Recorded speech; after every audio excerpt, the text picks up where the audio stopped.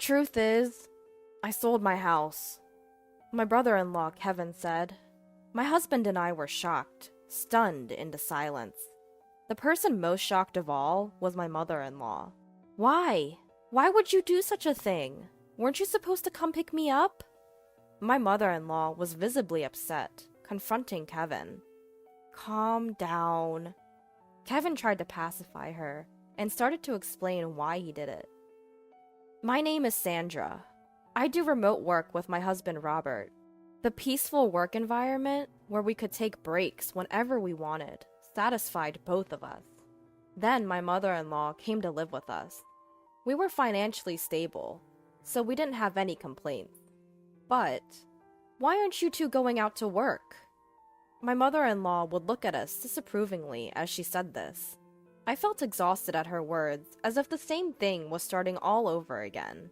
When my mother-in-law first questioned us like this, we explained that we were working remotely. But, aren't you just playing around? I've told Robert the same thing. Are you listening? When will you two start working properly? Aren't you thinking about your future life? My mother-in-law refused to understand our job. I'm so worried. I wonder if I made a mistake coming to this house. I should have gone to Kevin's house. She would often sigh and say this. The Kevin she mentioned is Robert's brother. He has married a wealthy woman named Carol, who he found somewhere, and now he seems to be living off her wealth. My mother-in-law wasn't informed about this. Kevin asked us not to tell her. Kevin's house is not a small one like this. It's very large. It's like a foreign castle. Well, I'm planning to move to Kevin's house eventually, which will become my house.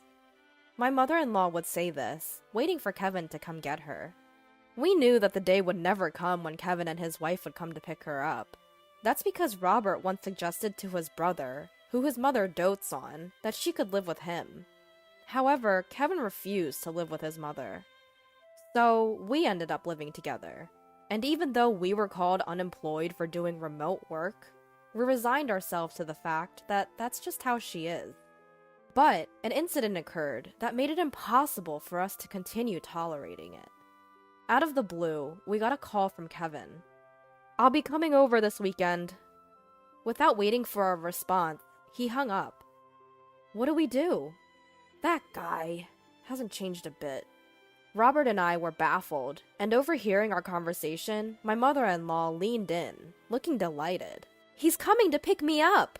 Please, help me prepare to move, she said, and then dragged Robert off to her room. Robert looked troubled. Mom, Kevin's not coming to pick you up. He probably called because something happened. But she snorted, clearly unconvinced. That can't be true. But he didn't say anything about picking you up on the phone, right? He just didn't say it, Robert. I'm so tired of this house. You're probably hoping to make me your housekeeper, but that's not going to happen. We couldn't understand why she was having such paranoid thoughts. Since she came to our house, she got up whenever she wanted, didn't do any housework, and lived off the pocket money we gave her. Well, we weren't going to force my mother-in-law to stay, so we did as she said, packed her bags, and waited for his brother to come. Over the weekend, my brother-in-law and his wife arrived at our place. As soon as they entered our home, they had suspiciously ingratiating expressions on their faces. I had a bad feeling. Just then, my mother-in-law emerged with sparkling eyes. You finally arrived! Listen here, Sandra is totally inept at house chores, so I have to do them. And Robert completely ignores me. Isn't that terrible? She said that with a victim-like expression, pushed past Robert, and welcomed her brother into our home. You guys, don't mistreat Mom. There's no way we're doing that. We're giving her an allowance, and she's eating whatever she likes.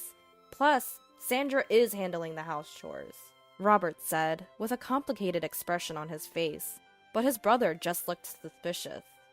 Robert has always been a bit clueless, probably treating Mom badly without even realizing. And it seems Sandra isn't the considerate type. That's right! Kevin really understands me. Hearing this conversation, Robert and I couldn't help but scowl. Despite this, we decided to entertain our guests, and led the couple to the living room.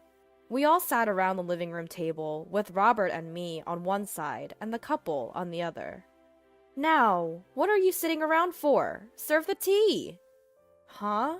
I thought you were going to make the tea, mother-in-law." "What are you saying? Making an old woman work? You see, Kevin? Sandra is this kind of person." My mother-in-law even started fake crying at that point. I was so stunned at her behavior that I didn't even feel like retorting. Once I had served the tea, the couple became solemn. The truth is, we sold our house. Robert and I were surprised and shocked at Kevin's words. The one who took the biggest shock was my mother-in-law. Why would you do something like that? Didn't you come to pick me up?" she asked, flustered, confronting Kevin.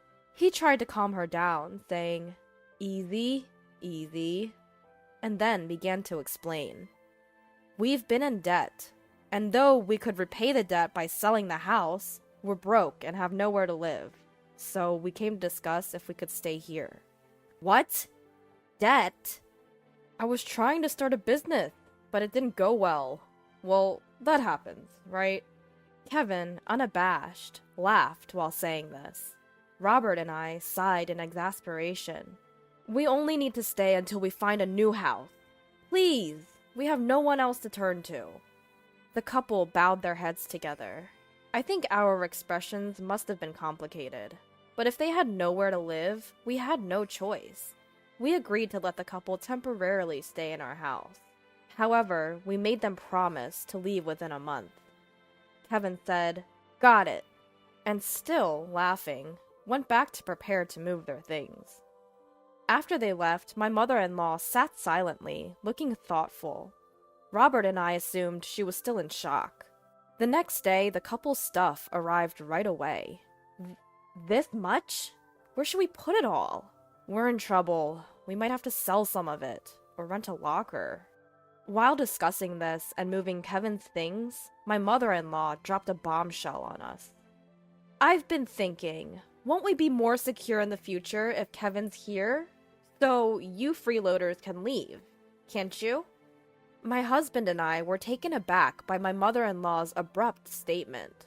"If you insist, I can tolerate Robert staying, but I don't need a wife who can't do anything.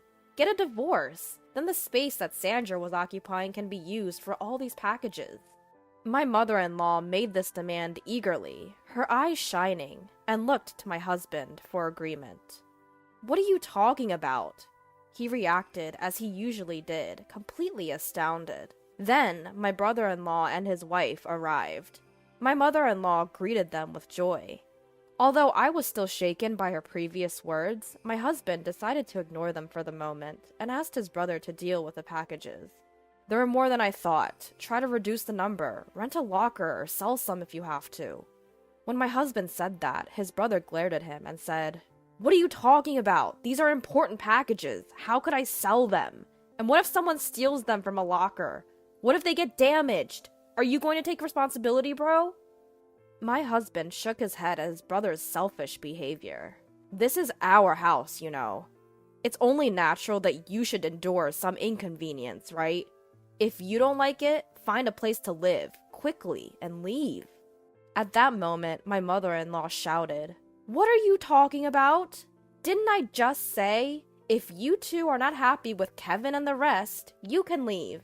You're basically freeloaders. You're not needed in this house. Kevin is trying to start a business, and all you two do is loaf around the house doing so-called remote work. You're a nuisance." My mother-in-law said this as if it were her own house. My husband and I looked at each other in disbelief. My brother-in-law and his wife were surprised at my mother-in-law's words, but then they started to smirk. That might not be a bad idea. "Mom, that's a good idea. Yeah, it's a hassle to look for a place, so we could live here. So sell this house to us. Right, Carol? I feel uncomfortable with you two around, so it would be helpful if you sold this place to us. Plus, it seems like our mother-in-law is on our side. So sell this place to us." My husband and I were dumbfounded at their words. "What nonsense are you?" my husband began, but was interrupted by my mother-in-law, who gloated. "See? Both Kevin and Carol are saying the same thing. So what will you do, Robert? If you're going to divorce, you can stay here. My mother-in-law glared at me triumphantly. I braced myself to retaliate, but my husband spoke first. Don't you just say whatever you want? Why does Sandra have to leave? My husband was red in the face with anger, raising his voice. Don't shout like that. It's better without a burden around, isn't it? My mother-in-law retorted, but my husband responded in an exasperated tone.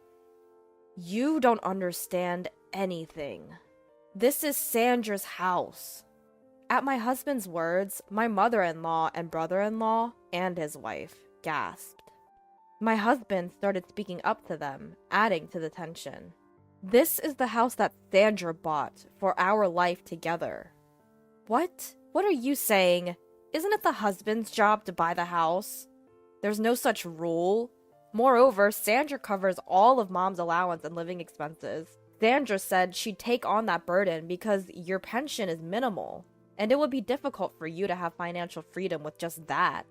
Robert was glaring at his mother-in-law with an intense expression. Despite this, my mother-in-law seemed to disbelieve, looking at me and snickering in disbelief.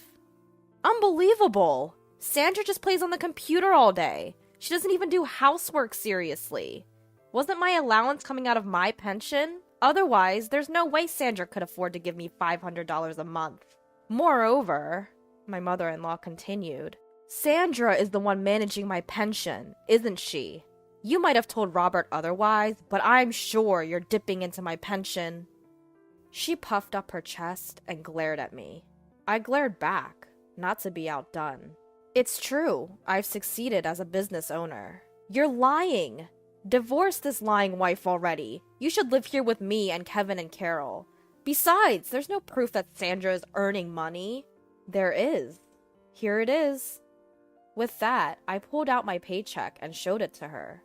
The sight of it left my mother-in-law and Kevin and his wife slack-jawed. We've not used any of Mom's pension since she moved in here. If Mom ever wanted to leave, Sandra has been managing it so she could live independently. But instead, Mom, you've been bossing Sandra around, interfering with her work. You're the problem. If you don't like Sandra, you should leave, right now. I don't believe any of this. We don't mind if you and Kevin temporarily stay, but some patience should be expected. We didn't want you two to live here in the first place. We only agreed because you begged us. Robert said this, glaring at Kevin and his wife. Kevin and his wife broke out in a cold sweat, not used to Robert raising his voice. Just kidding! But you sure are earning a lot, huh? I wish you could teach me some business tricks. Right, Carol? Yeah. While it's true we were worried about living with our sister-in-law, it seems like she's a good person after all. Kevin and his wife smiled at each other, but my mother-in-law was unyielding. Don't act so high and mighty. You're just a bum. Enough. Robert, you should leave too. You should go outside and see how harsh this world can be. My mother-in-law, filled with conviction, refused to listen to anything we said afterward. Robert and I sighed in disbelief, interrupting her with, Well, if that's how you feel, we'll pack our things and move to a new house. You guys will be stuck with the mortgage, but if that's okay with you, don't come crying to us for help. If you insist, mother-in-law, we'll leave. Even with a pension, maintaining your lifestyle will be challenging. But I guess that can't be helped, can it? At our words, my mother-in-law turned beet red and yelled at us to get out.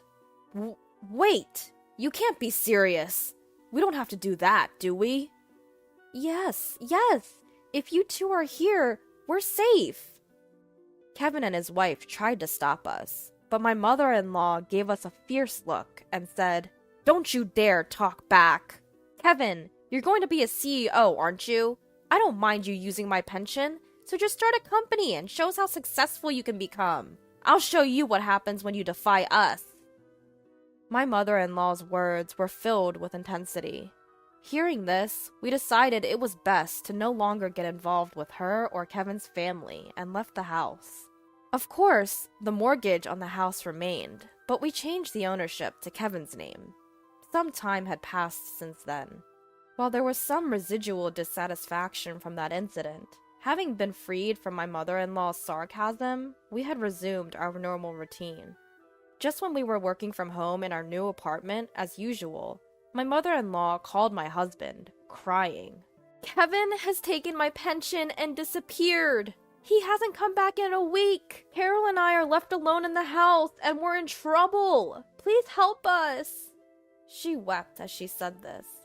After my husband calmed my mother-in-law, he asked why Kevin had gone missing.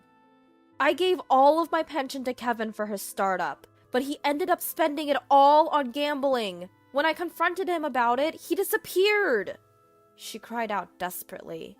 Since my mother-in-law couldn't continue the conversation through her sobbing, the phone was handed to Carol. "Could you please call us back? We can't live like this. Ever since Kevin failed his startup and sold the house we were living in, our parents have disowned us. My dad won't forgive us for selling that house. We haven't been able to reach either our dad or mom since..." Carol pleaded with my husband. At the sight of them, my husband muttered, "I knew it," in a disgusted tone. "That's unfortunate, but don't involve us. We warned you when we left, didn't we? Even if you come crying to us, we won't help. You can report Kevin as missing to the police. It's none of our business." With that, he hung up. I was shocked, but my husband said, "They got what they deserved." And I agreed. After that, they called my husband's cell phone many times. When my husband, frustrated, answered the phone, Carol would cry about not knowing how to report Kevin as missing. We were surprised she didn't know and gave her advice to call the police. However, they still couldn't find Kevin.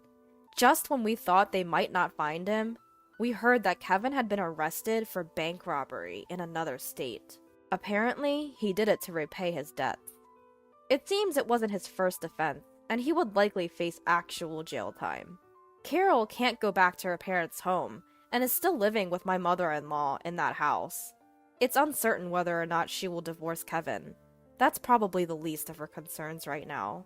She registered with a temp agency and is struggling with her first job ever, but she's somehow making ends meet every day.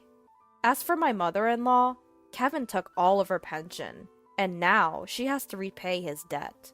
She has also started working part-time to repay the debt. My husband and I expressed sympathy for my mother-in-law and sister-in-law's family, but we have made it clear that we have no intention of helping them, and we have cut off all communication. They must be tasting the harsh realities of life that my mother-in-law always talked about. Despite the changes since my mother-in-law moved in with us, my husband and I are glad that we have returned to our peaceful days.